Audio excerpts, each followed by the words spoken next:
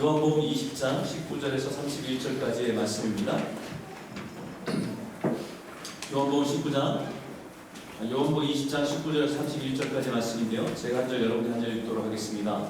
이날 곧 안식 후 첫날 저녁에 제자들이 유대인들을 두려워하여 모인 곳에 문들을 닫았더니 예수께서 오사 가운데서 이르시되 너희에게 평강이 있을지어다. 이 말씀하시고 성모와 약불을 부르시니 제자들이 주를 보고 기뻐하더라. 예수께서 또 이르시되 너희에게 평강이 있을지어다. 아버지께서 나를 보내신 것과 같이 나도 너희를 보내노라. 이 말씀을 하시고 그들을 향하사 숨을 내쉬며 이르시되 성령을 받으라.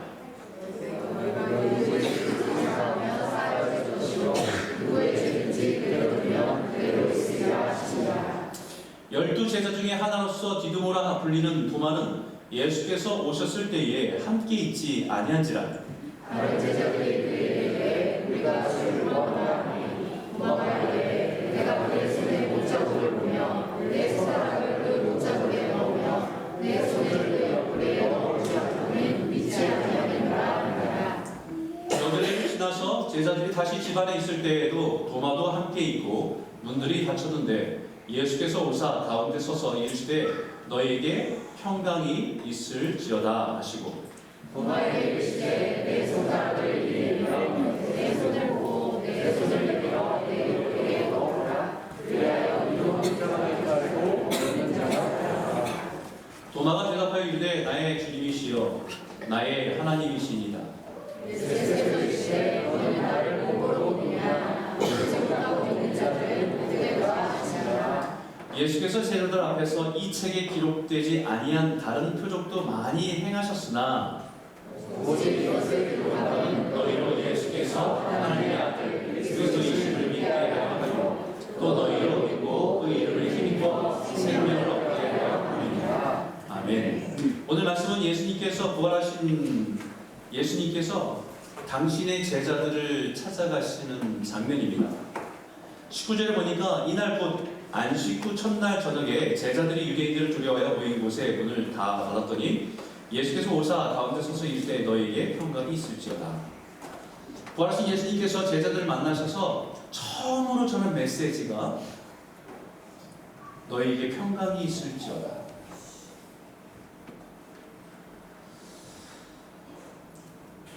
예수님께서 부활하셔서 제자들을 만나서 처음 전한 메시지가 너에게 평강이 있을지어다 선포입니다. 왜냐하면 지금 제자들은 평강이 없어요. 제자들 안에 가득한 것은 두려움입니다. 앞으로 어떻게 살아가야 될지 걱정과 근심이 가득합니다. 예수를 잡아서 고문하던 십자가 죽음을 몰아간 유대인들이 두려워서 숨어버린 것입니다. 문을 굳게 닫고 두려움과 근심과 염려로 떨고 있는 것입니다. 지금 제자들은 어디에 있습니까? 누구의 집에 있겠지요? 성경 누구의 집이라고 얘기하지 않지만 누군가의 집에 있습니다. 공간적으로 그럴 수 있습니다. 그런데 제자들은 아직 무덤에 있습니다. 제자들은 아직 예수님의 무덤에 머물러 있습니다. 제자들에게는 부활하신 주님이 아직 없기 때문에 여전히 무덤 가운데 있는 거예요. 그런 제자들에게 예수님께 나타나셔서 말씀을 하시면서 손과 옆구리를 보이시고 제자들이 주를 보고 기뻐할 때에 예수께서 이르시되 또 말씀하세요. 너희에게 평강이 있을지어다. 그리고 나서 아버지께서 나를 이 땅에 보내신 것 같이 나도 너희를 보낸다. 세상에 보낸다라고 말씀하세요. 여러분 이 말씀을 가지고 우리가 나눌 수 되는 건 첫 번째, 부활하신 주님을 만나야 두려움 대신에 평강이 찾아옵니다. 너에게 평강이 있을지어다 라고 두 번이나 말씀하세요.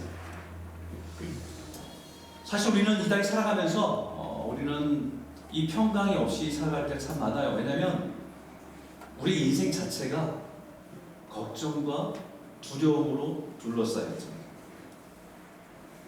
왜냐하면 우리는 처음 가보는 길이기 때문에. 우리가 살아가는 인생 그 자체가 두려움이기 때문입니다. 그래서 주님께서 나는 길이요 진리요 생명이니 라고 말씀하셔서 주님이 보여주신 길, 주님이 가르쳐주신 길, 주님께서 우리에게 말씀하신 길을 따라가는 것이 진리라고 말씀하십니다. 그리고 예수님께서 하나님이 이 땅에 예수를 보내실 때에 화평케 하는 자로 평화의 왕으로 이 땅에 보내신 것처럼 예수님이 우리를 세상 가운데 보낼 때도 화평케 하는 자로 보내신다라고 말씀하십니다. 그렇기 때문에 우리는 평안이 늘 있어야 돼요. 주님 안에 주신 평안이 있어야 예수 그리스도의 복음의 평안을 전할 수 있기 때문입니다. 우리는 이 평안을 누리고 싶지만 때로는 이것을 잃어버릴 때가 너무 많아요. 그래서 주님께서는 선물로 예수님께서 말씀하십니다. 이 말씀 22절 한번 읽어볼까요? 같이 읽겠습니다. 시작. 이 말씀을 하시고 그들을 향하사 숨을 내쉬며 이르시되 성령을 받으라. 너희가 누구의 죄든지 사하면 사하여 줄 것이요 누구의 죄든지 그대로 두면 그대로 있으리라. 예수님께 제자들 향해서 숨을 후 내쉬면서 성령을 받으라 말씀하십니다. 이 모습은 창세기에 여호와께서 하나님이 땅의 흙을 사람을 지으시고 생기를 그 코에 불어넣으시니 사람이 뭐가 됐다고요? 생명이 됐다고요. 그 전까지는 흙입니다. 흙으로 와서 흙으로 돌아간 존재입니다. 근데 하나님께서 그 생기를 불어넣음으로 통해서 생명이 돼서 영으로 하나님과 관계를 맺을 수 있고 친밀한 교제를 나눌 수 있는 영적인 교제를 할 수 있는 존재가 되었다는 것입니다. 죄로 깨어진 우리를 예수님께서 우리가 두려움 가운데 근심 가운데 있는 우리들에게 성령을 부어주심을 통해서 우리가 성령 안에서의 평안과 위로를 누리며 살아갈 수 있도록 하신다는 것을 약속하고 있는 것입니다. 우리가 화평의 도구로 평화의 도구로 이 땅에 살아갑니다. 그렇기 때문에 우리에게 굉장히 중요한 사명이 있는데 그 사명이 뭐냐면 23절에 이렇게 말해요. 너희가 누구의 죄든지 사하면 사하여 줄 것이요 누구의 죄든지 그대로 두면 그대로 있으리라 하신다. 부활하신 주님을 만나면 용서와 화평의 사명의 길을 걷게 하십니다. 여러분 근데 질문 하나 할게요. 우리가 누구의 죄를 용서할 수 있는 권한과 능력이 있습니까? 있나요? 소명자가요. 우리가 누군가의 죄를 용서할 수 있는 권한과 능력이 있어요? 없어요. 없어요. 우리는 없습니다. 내가 너의 죄를 용서하노라 라고 다른 사람의 죄를 용서할 수 있는 권한이 우리는 없어요. 이것은 두 가지 의미가 있습니다. 한 가지는 우리가 예수의 복음으로 죄로 깨어진 죽을 수밖에 없는 사람들을 예수의 십자가의 복음으로 죄를 사하고 영원한 생명으로 인도하는 사명을 받았다는 것을 의미합니다. 그것이 성도의 사명이고 그것이 교회의 사명이기 때문입니다. 마태복음에 너희가 땅에서 푸는 무엇이든지 하늘에서 풀려질 것이라고 말씀하신 것처럼 죄로 매여있고 갇혀있는 사람들에게 예수 그리스도의 십자가의 복음으로 자유케 하고 화평케 하는 사명을 감당하라고 우리에게 그 사명을 주신 것이 용서하는 사명입니다. 또 다른 한 가지는 나와의 관계 속에서 내 마음과 내 관계가 틀어지고 깨어진 속에 있는 그 관계 속에 있는 사람에게는 용서하라고 하는 의미입니다. 제자로 살아가는 삶에서 우리의 평강을 깨뜨리는 가장 큰 것은 용서하지 못하는 마음이기 때문입니다. 평화의 복음을 전해야 되는데 하나님과 그 사람을 화평케 하는 일의 사명을 감당해야 되는데 우리가 누군가의 관계 속에 틀어져 있다고 한다면 우리는 그 사명을 잘 감당할 수 없다는 것입니다.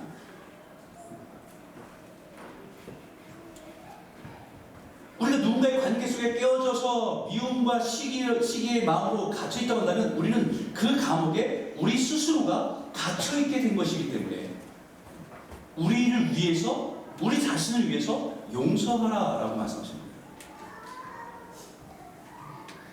그러니까 주님이 가르치신 것처럼 우리가 우리에게 죄진 자를 사하여 준 것 같이 우리의 죄를 사하여 주옵시고라고 기도하는 것과 같은 겁니다. 예수님께서 용서를 어떻게 됩니까? 7번이면 됩니까? 7번이면 됩니까? 라는 질문에 7번씩 70번이라도 용서하라 라고 말씀하시잖아요. 어쩌면 그것이 끊임없이 용서를 구하고 용서해야 하는 것이 우리가 감당해야 될 것이라고 하지만, 한편으로는 우리가 관계에 뼈진 사람에게 용서하기로 마음을 먹었어도 또 우리 마음에 그 마음의 감정이 따라오지 않는 우리의 연약함을 아시기 때문에 또 용서하고 또 용서하고 또 용서하고 끊임없이 주님 앞에서 용서를 선포하며 살아가라고 하는 의미도 저는 포함되어 있다고 생각해요. 나에게 상처를 준 사람, 나에게 관계가 껴진 사람, 그 사람을 용서하는 일은 결국 쉽지 않습니다. 때로 시간이 걸리기도 해요. 하지만 그럼에도 불구하고 하나님께서 용서라고 말씀하시는 것은 우리가 화평의 도구로 복음을 전하는 자로 살아가기 위해서, 우리가 그 통로가 되기 위해서는 깨끗함과 정결함이 있어야 되기 때문에, 그 구속에 풀려남이 있어야 되기 때문에 우리에게 용서하라고 말씀하시는 겁니다. 지금 이 부활하신 주님 만난 제자들은 너무 기뻐요. 부활하신 주님 만나고 나니까 그들 안에 두려움이 사라졌습니다. 이들의 기쁨과 감사가 넘쳐납니다. 얼굴에 화상이 변했습니다. 부활하신 주님을 만나야 진짜 믿음으로 살아가게 됩니다.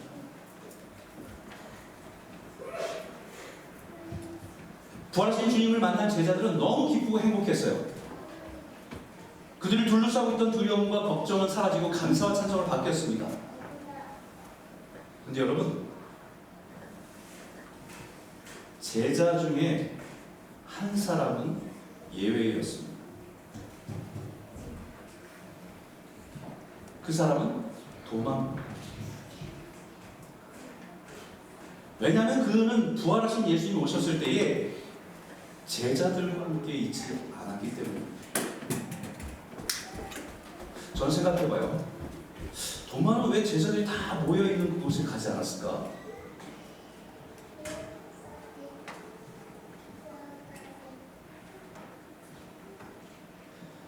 예수님의 죽으심을 보고 그 고난받으심을 보면서 다 함께 있었던 제자들이 함께 모여있는 그 공간에 도마는 왜 가지 않았을까? 아마 너무나도 마음이 무너져서 제자들과 함께 있는 자체가 의미가 없다고 생각해서 그 자리를 피했을지도 몰라요.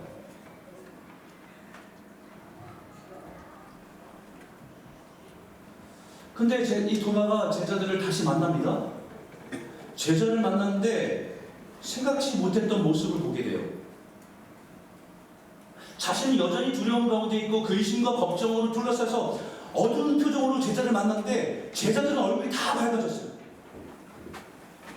너무너무 흥분한 제자들이 다 하나씩 다가와서 도마에게 우리가 부활하신 예수님을 만났다고, 부활하신 예수님을 만났다고 흥분한 채로 막 전하고 있는 겁니다. 그런데 그 제자들 앞에서 이렇게 말해요. 다른 제자들이 그에게 이르되 우리가 주를 보았노라라고 하니 도마가 이르되 내가 그의 손에 못자국을 보며 내 손가락 그 못자국을 넣으며 내 손을 그 옆구리에 넣어보지 않고는 믿지 아니하겠노라 하니라. 도마는 흥분해서 부활하신 주님을 만난 제자들의 말을 믿지 못합니다. 믿지 않습니다. 그 소리 부활하신 주님을 제일 먼저 만난 여성들의 이야기도 듣지 않습니다. 믿지 않습니다.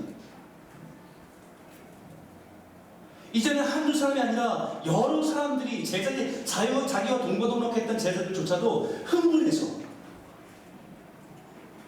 예수님이 살아계심을, 부활하심을 막 기뻐서 증거하는데도 믿지 않습니다. 그리고 내가 직접 그 손의 못자국과 옆구리 창자국을 보지 않고는 만져보지 않고는 믿지 않겠다고 말합니다. 보는 것으로도 못 믿겠고 내 손가락을 그 못자국에 넣어보고 옆구리의 창자국에 넣어보지 않고는 믿지 않겠다고 얘기합니다. 여러분 어쩌면 이 말이 굉장히 이성적이고 합리적인 것처럼 들려요. 신앙생활 하다 보면 이런 분들이 우리 주변에 꽤 많습니다. 주변에 다른 사람들이 예배하다가 기도하다가 어떤 모임에 가서 어떤 집회를 가서 여러 가지 체험과 은혜를 받고 변하는 모습을 보면 놀라기도 하지만 애써 부정합니다. 그리고 마치 자신이 이성적이고 합리적인 사람처럼 말하는 사람들이 있습니다. 애써 그 사람들은 감정적이고 치우쳐 있고 그들은 맹목적으로 신앙생활한다고 그들을 비난하며 자신이 얼마나 이성적인 사람인지를 말하는 사람들이 있어요. 사실은요, 그렇게 말하는 사람들 마음 중심에는 자신만 그런 은혜에서 제외되었다고 하는 사실을 받아들이기 어렵기 때문에 더 부정적으로 표현하는 분들이 있습니다. 함께 기도하는 자리, 함께 예배하는 자리, 함께 은혜를 누리는 자리 늘 빠져있다. 그런 은혜를 알지 못하고 누리지 못하는 것에 대해서 애써 자기가 부정함을 통해서 자기 스스로는 나는 이성적이고 합리적인 사람이야 라고 하는 스스로 정신승리를 이끌어내고 있는 사람들이 많아요. 한편으로는 부러운데 자기는 그런 신앙의 경험이 없는 것이 감추려.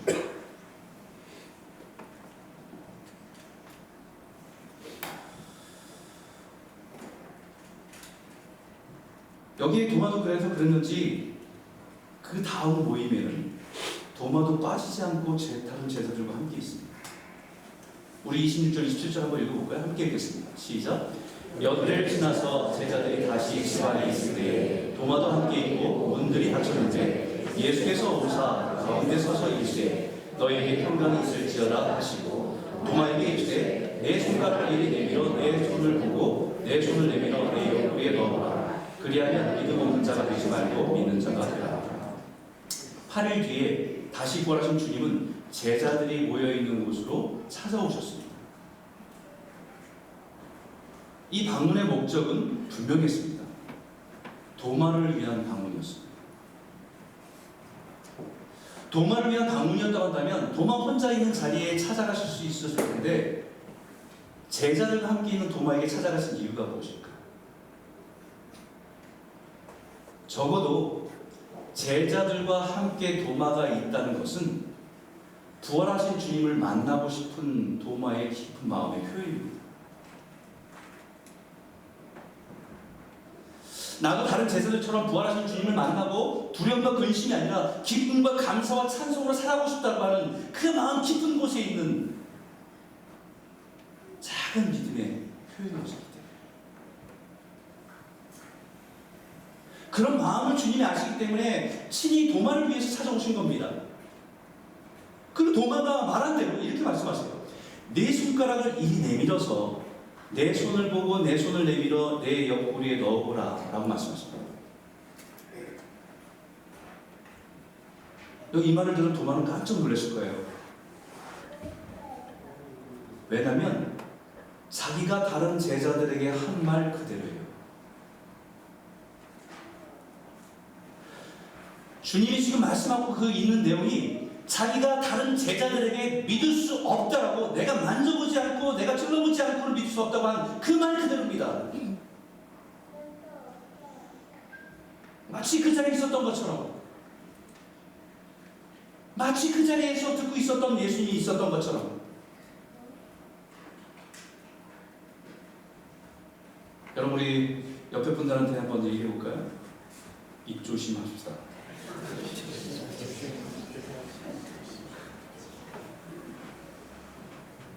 주님이 듣고 계세요.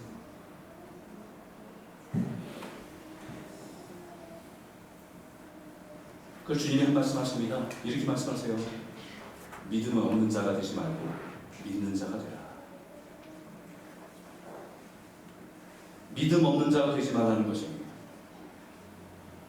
마치 자신은 이성적이고 합리적인 것처럼 말하면서 그것이 자신의 믿음이라고 포장하고 있지만 주님 뭐라고 말씀하시나요? 믿음 없는 거야. 믿음 없는 자가 되지 말고.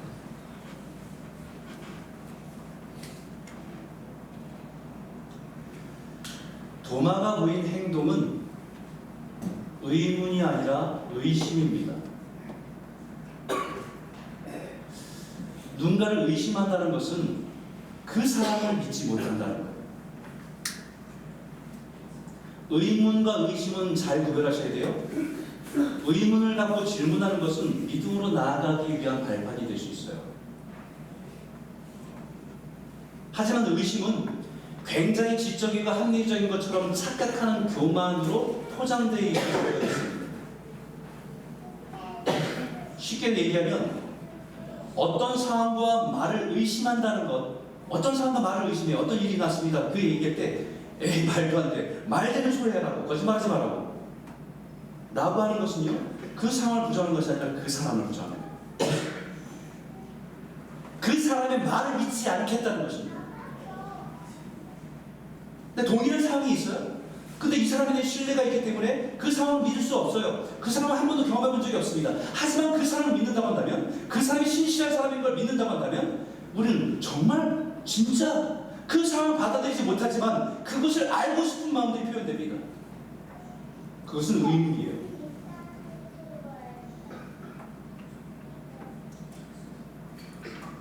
도마는 지금 예수님이 부활하신다는 사실 앞에 수없이 말씀하셨던 그 말씀조차 믿지 않은 거예요. 자기와 3년 동안 같이 다녔던 그 제자들이 어떤 사람인지 함께 있었던 사람들이 말하는 그 자체를 믿지 않는 겁니다. 의심은 불신이에요.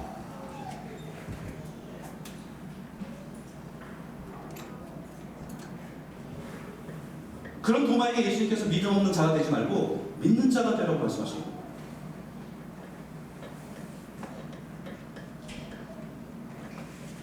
여러분 한 가지 더 질문할게요. 여러분 이 도마가 예수님의 손을 만졌을까요? 안 만졌을까요? 예수님의 못잡은 손을 넣어봤을까요? 옆구리에 손을 넣어봤을까요? 안 넣어봤을까요? 넣어봤다.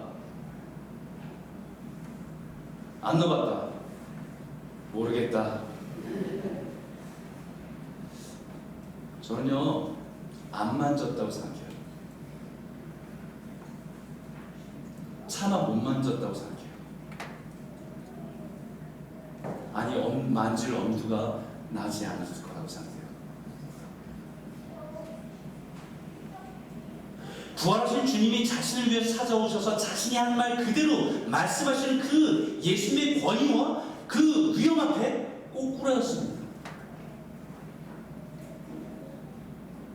도마의 고백을 보십시오. 28절 29절 같이 읽겠습니다. 시작. 도마가 대답하여 이르되 나의 주님이시요 나의 하나님이시니라. 예수께서 이 시대에 너는 나를 본고로 믿느냐 보지 못하고 믿는 자들은 복되도다. 도마가 고백합니다. 나의 주님 나의 하나님이시요. 도마가 마음 중심에서 터져나오는 진심 어린 고백입니다. 우리의 주님이 아니라 나의 주님입니다. 나의 하나님이십니다 라고 고백하고 있는 거예요. 제자들과 함께 예수를 따라다니면서 우리 주님 이렇게 얘기하는 게 아니라 이제 당신은 나의 유일한 주님이십니다 라고 고백하는 고백으로 주님 앞에 굴복하고 있다는 사실입니다.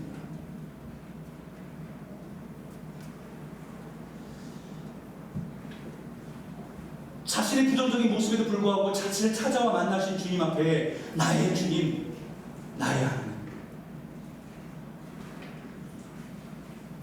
부활하신 주님을 만날 때 진짜 믿음이 시작됩니다. 우리가 자녀들과 함께 이렇게 예배 드리잖아요.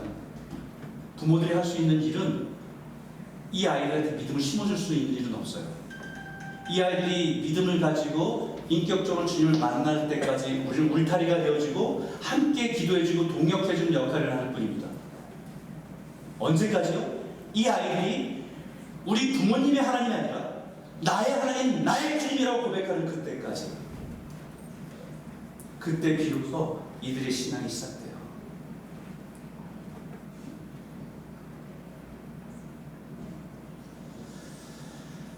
도마가 나의 주님 나의 하나님이라고 고백할 때 예수님께서 너는 나를 본고로 믿느냐? 보지 못하고 믿는 자들은 복되도다 라고 하셨죠. 본고로 믿느냐. 이 말씀을 하시고요. 그냥 같이 이렇게 식사하고 같이 교제하면서 그때는 만졌을 것 같아요. 근데 그 만짐은요, 믿지 못해서 확인하기 위한 만짐이 아니라 예수님 얼마나 아프셨어요. 얼마나 힘드셨어요.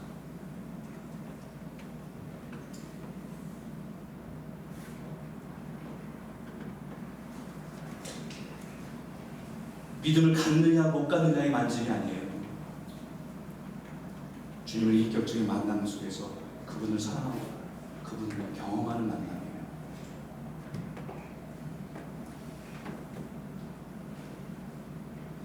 예수님이 너는 나를 본 걸 믿느냐 보지 못하고 믿는 자는 복되도록 말씀하신 것은 내가 이미 말하고 전한 약속을 믿지 않고 내 눈으로 보고 내 손을 만져 믿느냐, 보지 못해도 만져보지 못해도 주님이 약속하신 말씀대로 이루실 것을 믿는 것이 진짜 믿음이고 그 믿음이 복이 있다라고 말씀하십니다. 이것은 오늘날 이 시대에 살아가는 우리들에게 주실 말씀이기도 합니다. 예수님의 죽음과 부활을 우리가 눈으로 보지 못했고 손으로 만져보지 못했지만 시간차도 2000년이 넘는 시간이 있지만 우리 주님의 약속의 말씀이 변함이 없고 그 부활하신 주님을 만난 제자들의 증언이 틀림이 없고 분명하기 때문에 우리는 그 믿음으로 믿는 것이 복되도다라고 말씀하십니다. 31절의 마지막 절 한번 큰 목소리로 읽겠습니다. 시작. 오직 이것을 기록하면 너희로 예수께서 하나님의 아들 그리스도이심을 믿게 하려 하며 또 너희를 믿고 그 이름에 힘입어 생명을 얻게 하려 하며. 할렐루야. 요한복음에 많은 것들을 기록할 수 있겠지만 다 빼고요, 예수님이 어떤 분이신지를 말씀하시기 여러 가지 표적 중에서 7가지 표적과 말씀을 나누셨다고 했잖아요. 그렇게 기록한 이유가 놀라운 마술을 행하시는 분이 아니라 그분이 하나님의 아들이시고 그리스도이심을 우리에게 믿게 하기 위해서 기록하는 것이다. 그 믿음은 생명이기 때문에.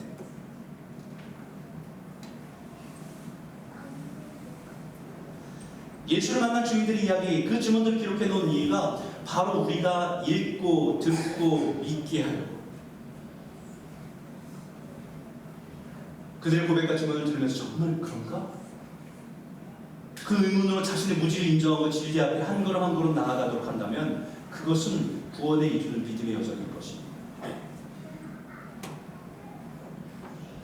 하지만 말도 안 돼 과장된 이야기들이라고 부정하고 의심한다고 한다면 그것은 안타까운 일이 될 거예요. 사랑 성도 여러분, 오늘 예수님께서 말씀하신 나는 부활이요 생명이니 나를 믿는 자는 죽어도 살겠고 무릇 살아서 나를 믿는 자는 영원히 죽지 아니하리라. 아멘. 이 믿음을 가지고 오늘 믿음으로 일어서는 저와 여러분 모두가 되시길 주의 이름으로 축원합니다.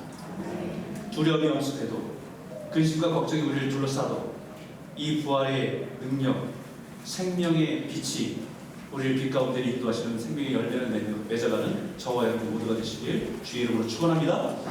그러면 같이 한번 기도하죠.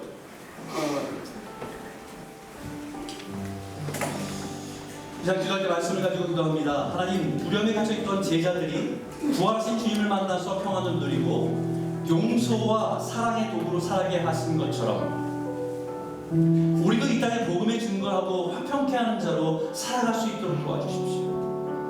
그 사명을 감당하는 데 있어서 우리가 누구의 관계 때문에 매어있고 묶여있는 것이 있다고 한다면 성령님 그 결박을 끊어주시고 우리가 그 하나님 주신 화평을 누림을 통해서 화평의 도구로 평화의 도구로 살아갈 수 있도록 우리를 인도해 주실 거랍니다. 내 눈으로 만져보고 믿는 믿음이 아니라 이미 수많은 증인들의 고백과 주님이 약속하신 말씀을 듣고 깨닫고 믿는 믿음으로 살아갈 수 있도록 인도하여 주시옵소서. 나는 번역 생명의 말씀하신 주님을 마음으로 믿어 입으로 고백하며 삶으로 살아가는 증거가 있게 하여 주실 줄 믿습니다. 우리 한번 같이 한번 기도하기 원합니다. 함께 기도하겠습니다. 하나님 감사합니다.